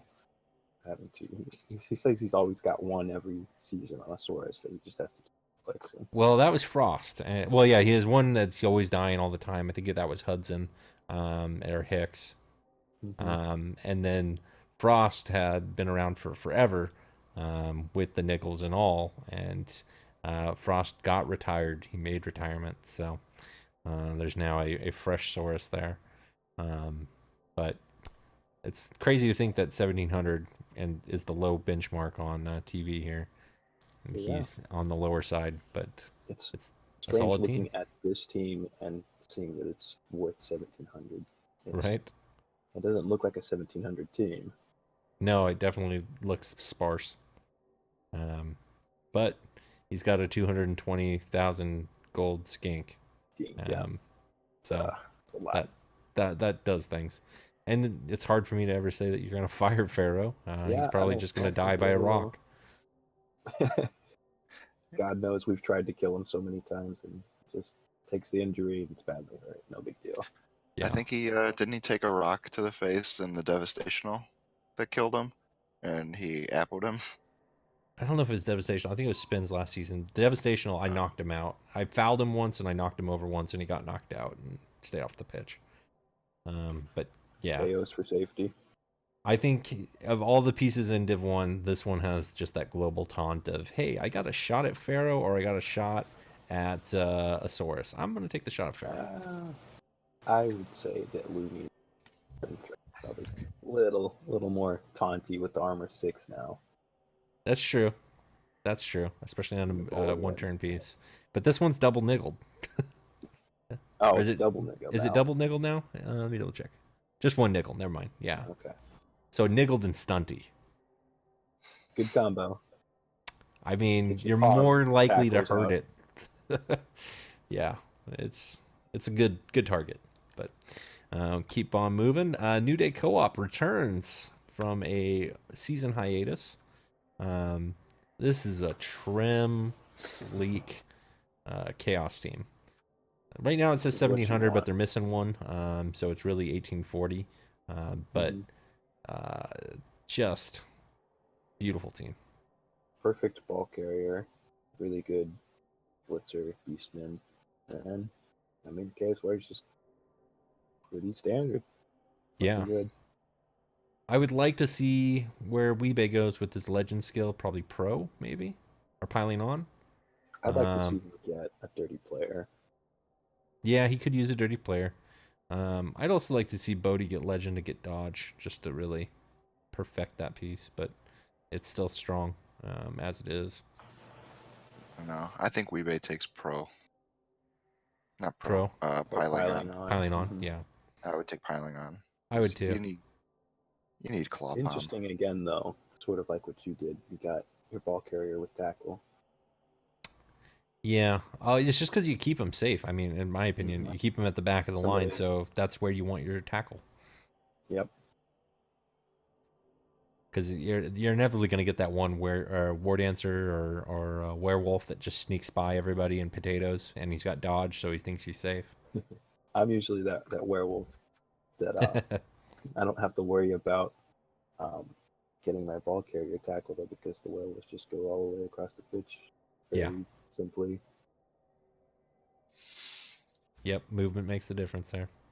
Moving on to misstays and the Knights Who Said Knee. The Bretonian coach that just can't get. We skipped Killed. Sace's team. Oh, I did. Did I?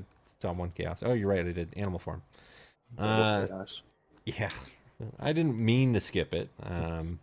He just wishes it wasn't there. Yeah, well, see, and when I was thinking about dropping out of the Devastational, it was when I was worried I was going to have to play Sace in the final round. But thankfully, the other orc team drew him, and I toughed it out and lost to Riff in fantastic fashion. But yeah, this team is just gnarly. This is Killer Chaos at its finest. And it's not even like full kill. I mean, he could, Yeah, no, he's got a few kill pieces, but he's got a lot of control. yeah. I like the amount of wrestle. I know he traded to get some wrestle in the off season with Iron Master. Yeah. That wrestle tackle piece is good. He's got a lot of tackle actually. That's a terrifying amount of tackle for Chaos. He's got a Rackler. Yeah. I feel bad for the elves. Yeah, this team's ready to do some Or work. the Skinks. Do we just call him out right now and say that if he doesn't make the playoffs this season, he should just retire from Blipple? Well, I mean, that's probably a given, right? I'm just gonna Should just call him retire out. him. Just gonna call I him mean, out. I Go play would call him out, vampires. but How do you get a he's, better team than this at the start of the season? How do you get a better team than this? 2000 TV Chaos. I'm not gonna say Not anything. even bloated. He's in charge of my Pathfinder group, so I'm calling him out, man. You I don't need can't. that kind of blowback. I wish I had this team. Let's just put it this way. I wish I had this team. If he doesn't make playoffs this season, shame on you. It was between me and him to make playoffs this year, and it was really close. But Yeah. better coach just won, I guess. I don't know. All right, Knights Who Said Knee. I gotta watch you guys play after that one. So yeah, Knights Who Said Knee, coached by Mistays. Bretonians that just keep hanging around. The first legend, Raven.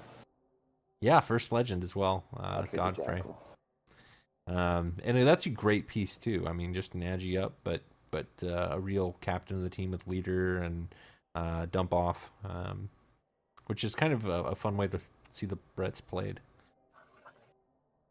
And I would was say very confused how this piece went together and like what his role was until we played. I was like, oh, I see what you do now. yeah, You little shit.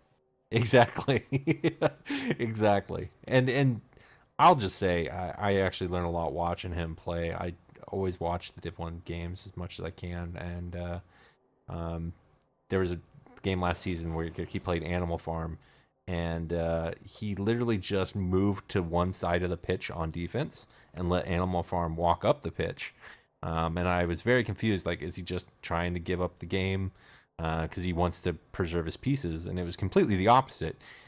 Basically, after Sace had moved the ball up the side and kept a cage with the ball to protect the ball, now Mistays had numbers advantage on the side that he was at, and he went to town on Animal Farm, just fouling every turn, knockdowns, removals, all that. And it forced Sace into scoring, even though he had nothing near the ball, and he just slowly worked his way back that way.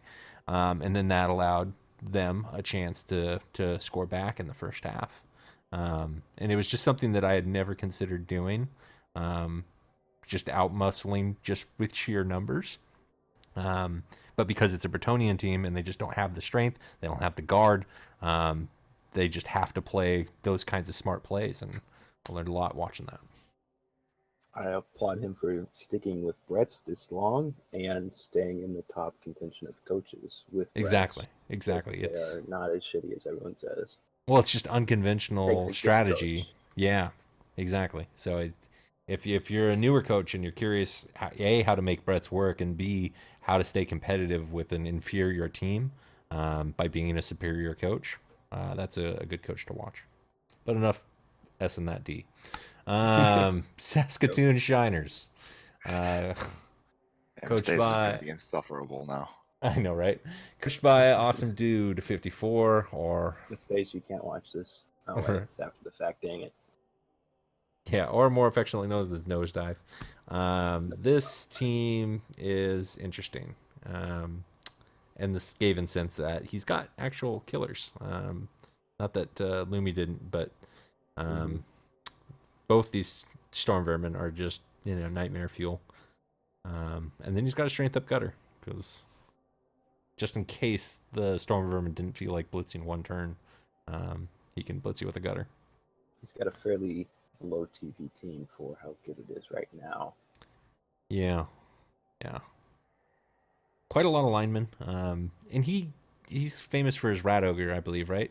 Did he it was just Jerry. eventually? Yeah, I think Yeah. it just died. Is he Jerry just died. given up on all rat ogres in general now? Well, at a certain point, you just kind of outgrow the rat ogre. I would think, but especially with these killers doing the blitzing. sure. Why would you bother blitzing with a rat ogre? That makes Plus, sense. he's only got 10k. I don't know if he's He just doesn't looking always strike me towards as saving that much always money. wanting the optimal move. So that's why I was curious if you'd heard any talks of Jerry returning or Jerry Jr. He's in He the chat right he now. floats the idea every once in a while in the Discord, but I don't think it has any teeth. Yeah, we'll see. We'll see.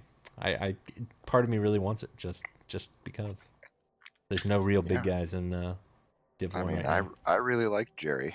Jerry retired my first undead team. Nice. So And the champion, Necronomics, coached by Horny Cricket, who just suffered defeat by Hornets with Fiction. crickets. It's a champ team with the champ werewolf, hate my hair, jump up, did all kinds of stuff for him. Horny soul, agi 4. We've talked a lot about Necro tonight. There's been a lot of necro teams. Yeah, it seems like, and I It's a said good this, team. I say this partly as a whiny orc coach, but it seems like Claw is just a requirement in this kind of perpetual league setting. And I think more and more coaches keep gravitating towards that, but I don't know. We'll see. We'll see if we can get away from a Claw winner one of these seasons. Yeah. Orcs have to just spam so much guard that they don't get a block. Yeah, and even then, I mean, if you got your then strength 4 eventually- werewolves. Eventually, they get their own guard. Yes. It's like, damn it. strength 4 werewolves are kind of like cheating. Seriously, it's just hard counters guard. They make everything so much easier, not having to mark someone who's strength 3. Yeah.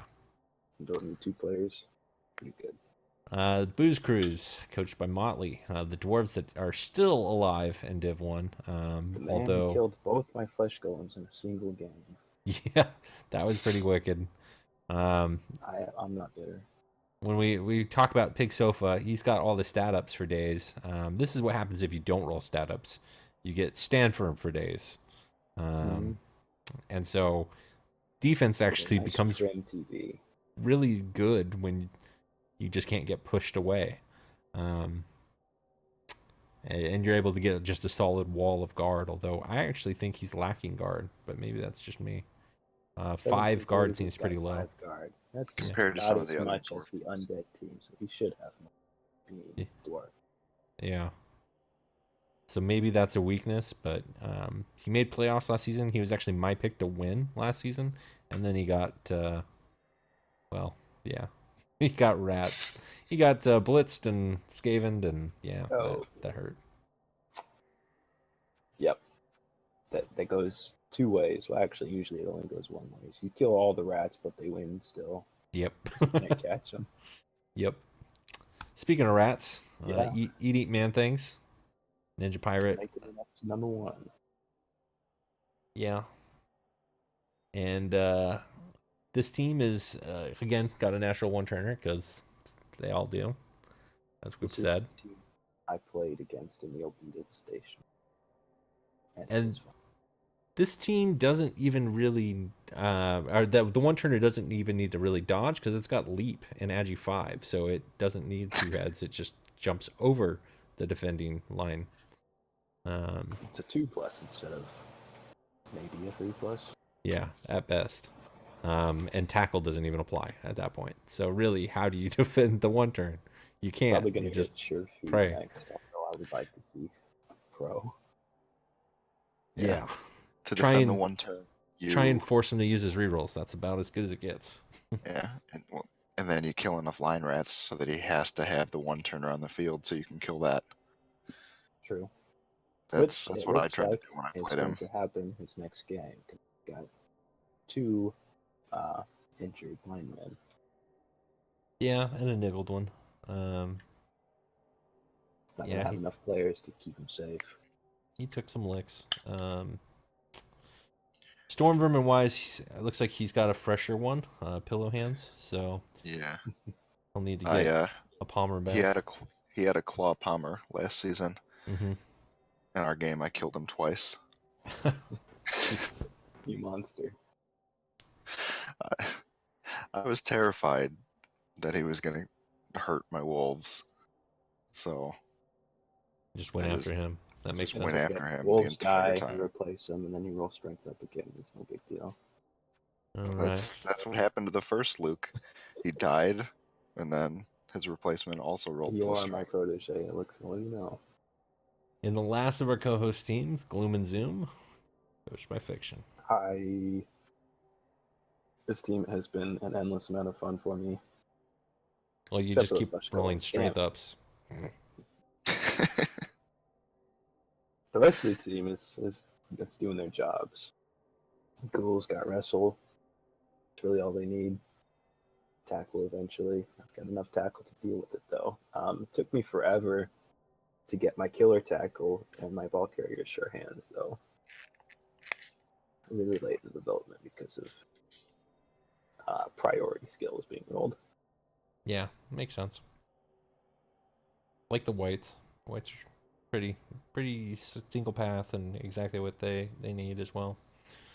Got a backup killer. Just in case I run into AB7 or something. Palm's just better. Yeah, Palm's great. Yeah, makes sense. Very good. I like the sure hands ball carrier. I know you were talking about that on your stream, but I actually do like it with strength 4 and 1 being more killery. I go back and forth on it because you can only blitz with one werewolf, but then you also want the other werewolf out, making things happen. But he's probably just going to end up being basted next to somebody. I don't know. It's a tough choice. It's not But bad. the real topic of this considering team, though, is that Wolf Rider is dead. That's the real thing to talk about. Ignore the werewolves there. They're no big deal. Wolf Rider died. Yeah, I did like Wolf Rider. The So in original honor one. of Wolf Rider and how much everybody loved Wolf Rider, I made a banner for him. That's fair. That's fair. All right, moving on to Cheese Tactics Mark II. No, that's not a Skaven team. That is Strategic Cheese's orc team. And That's his name. I hyped up earlier saying how much I was going to shit on this. First of all, if you're keeping a goblin above 1400 TV and your goblin rolls 2 doubles and none of those 2 doubles is block or wrestle, what are you doing? Very interesting. Just like what we said with the skinks, if you're going to make a sacker threat with a skink with strip ball, it's not even like the optimal first or second or third choice. Yeah, you definitely get wrestle. It's so weird. It's so weird. It's fun just though, I guess. bloaty. And it's not like you're going to roll a red die with it. No. He's not. We all know he's not. I'm waiting to see what happens with Baby Swiss, because that's like a chainsaw that he's giving away right there in value. So I will make it my charitable contribution to try to trim his TV from. Don't do him any favors. I mean, if he wants to give away a chainsaw, he needs some poor help. He's got to get another goblin. So we now can if you want to really trim his attitude and take care of that troll, because he's going to put it on the line against you, and you've got claw. Troll. I'm just going to end up with my werewolves rolling pushes on stand firm. Well, that's true too. That's a fair point. But he's got other things you can kill. Let's just put it that way. But yeah, he got pretty punished in the Devastational. Learns that basing Claw Palm is bad, and that you get fouled if you pile on every potential chance. So we'll see how he does in Div 1. Got to learn how to protect your palmers. Yeah, that's the thing. Good luck, Cheese. Next up, New Year Norse, another Div 2 team last season, Ornan. Which is incredible in and of itself that a Norse team has managed to climb this high in TV. Yeah. Well, he's got some stat ups that help, some doubles, a couple doubles actually, and a bench, which is what you want on Norse. Unless I'm wrong, he's the highest TV team you've come across that, except maybe Sace. Yeah, Stacy I think is a little higher, but that's a very, Yeah, very 2017. high value team. He had some really odd bloaty things in the past. A lot of that's been trimmed for him. But he does have a couple diving tackles here, which are expensive. The jump up does pair with diving tackle though, so I like that on the Berserker. The old Kislev Blitzer start. Yeah. I like the armor on the Yeti actually. It goes. I hear discussions both ways, back and forth. It's bloaty, but at the same time, I've seen him use it. He uses the piece well. It does get knocked over every now and then. Although now that it's got stand firm, it's probably less likely to get focused. But You don't really need to move very far. If you're gonna blitz with the Yeti, you're blitzing him not very far away because he's gonna be near the action. But Right. usually you don't need the blitz because he's just gonna be touching someone. and with the one plus with Norse, and why I like the Yeti over, say, a Rat Ogre or a Minotaur, is you have so much frenzy on your team that you can push stuff to the Yeti to then let the Yeti push or block those pieces. And it's very important for Norse to have that claw on their team because they are about removables. Right. So yeah, I don't hate it. And the armor up just makes him a little bit more viable. And it's not like he really needs to have block if that was a double. Although I don't even think that was a double. I think it was just a 6 and a 4 roll. If you want to play a team to learn how to surf as many people as possible, you want to start Norse. Yeah, it's a good team for that. But I wish Ornan luck as well. He's gonna need it. It's gonna be a tough season for him, I think. This team's actually piling on this div. All the way up from the rookie league. Yeah, that's true. It is a rookie won league team. He won the rookie league championship. Glory story. And Tadpoles in the Big City are also a rookie league team, who I believe coached by 130. Well, the Tadpoles weren't a rookie team. Oh no, that was Spicosaurus. I'm thinking of but 130 is a rookie coach. He in the middle of the rookie season, they needed a fill-in, and he jumped up. He was like, "Hey, I'll do it," and he made a new team. Nice. And he's done well. He's a great coach. He's a very good coach. I've played him a couple times now. He's got a block score with grab and pro. He solicited feedback from the crowd for the pro. I don't know. I don't hate it. Pro was my suggestion. I remember that, and we were all heated about it. Personally, and I'm still going to stand by this, I think it should have been tackle. To pair with the prehensile tail and to allow him more hits since he's got block. I just think that he would have gotten more use out of that. Although Ducky, who knows more than all three of us, goes with Blodge in that circumstance. So nobody wants to blitz at the Croxagore if it's got Blodge and prehensile tail. Well, and then you get break tackle too, and then it's even another awesome thing. That so does what it wants and you don't. Right. Yeah. But pro, I mean, if you're gonna roll a 50-50 reroll, you may as well do one for free. It's not bad. I don't think there's any bad options of the things that we discussed, but I just think my choice would have been tackle. But yeah.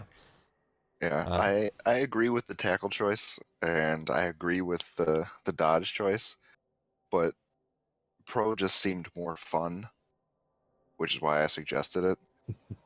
That's fair. And he's also got roll pushes, roll pro, roll double powers. There you go. Another removal. There you go. Yeah, it's not bad. He's also got a movement up skink that's already got sprint, so we're probably expecting sure feet very soon. But this one's also got block, so this one's going to be a lot tougher to remove. Mikey's replacement, and I think it's just a good piece all around.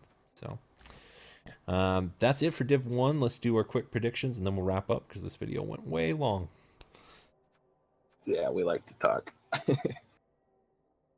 Yeah, it's not a bad thing. I mean, it's this one, by the end of this time, if you've watched all three divisions, you're gonna have a pretty good sense of us three coaches and what we prefer and things like that, and what to expect for future ones. We will be shooting for an hour just going forward, just so you guys know. But we'll have a stricter format because we're not going to cover every single team every single week. Go ahead with your predictions. I guess I'll go first this time since I made you guys go first the previous times. Lumi, and we get to pick 4 for this division. So Lumi, of course, going. New Day Co-op going to the playoffs. I called him out on it, so Sace, you don't get to let me down. You're going. And for the 4th spot, and see that right there, like already, I already feel bad about that because I don't think Sace is going because there's just so many good coaches here. Even as I say that, I'm just like, really, am I not going to let Horny Cricket go or Gloom and Zoom? You've gone, last 2 seasons, right? Or did you not go last season? 2 seasons. Yeah. Yeah, it's just, oh man, it's tough. It's tough. God, if I'm gonna throw a wild card out there, I'd say technically is my wild card, but if I throw a second wild card out there, I would like to see, like, realistically, Horny Cricket's going again, but I would like to see Booze Cruise make another appearance because they played really well last season. But I know I'm wrong on all accounts, so go ahead. Okay. Well, obviously Lumi and Cricket, I think, are gonna go. Mm-hmm.